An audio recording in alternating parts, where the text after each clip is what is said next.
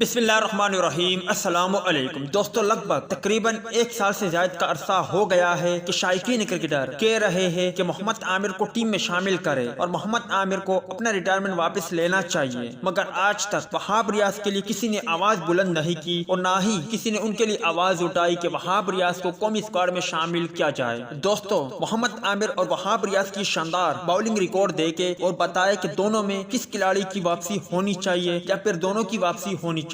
دوستو، محمد عامر ان دنوں زیادہ وکٹیں نہیں لے رہے، مگر وہ ایک خطرناک گیند باز اور میچ ونر باؤلر ہیں، مگر اگر اس ریکارڈ کے مطابق دیکھا جائے تو محمد عامر کے مقابلے میں وہاب ریاض زیادہ خطرناک ہے، کیونکہ وہاب ریاض بھی ایک بہترین گیند باز ہے اور شاندار یورکر اور بلے بازوں کو گمانے والا باؤلر ہے۔ اگر وہاب ریاض کی سال 2021 میں T20 کرکٹ میں کارکردگی کو دیکھے تو ایک تو سال 2021 میں وہاب ریاض نے جس ٹیم کی طرف سے کھیلا ہے اس ٹیم نے 2 مرتبہ ٹائٹل اپنے نام حاصل کی۔ T10 لیگ میں بھی وہاب ریاض کی ٹیم نے کامیابی حاصل کی تھی، جبکہ اس کے علاوہ لنکا پریمیئر لیگ میں بھی وہاب ریاض اور شعیب ملک کی ٹیم نے کامیابی حاصل کی تھی۔ اگر سال 2021 میں T20 کرکٹ میں وہاب ریاض کی بولنگ کو دیکھے تو وہاب ریاض نے 40 میچز میں اب تک 54 وکٹیں اپنے نام حاصل کی ہے اور ان کا ایوریج 21.57 ہے۔ اس دوران وہاب ریاض نے 8.20 کی اکانوی سے بولنگ کی اور ان کا BBL میں 4 وکٹیں 17 رنز کے عوض بہترین بولنگ فگر ہے۔ اس کے علاوہ محمد عامر کی بات کرے تو محمد عامر نے اب تک سال 2021 میں 28 میچز کھیلے ہیں۔ اس دوران وہاب ریاض نے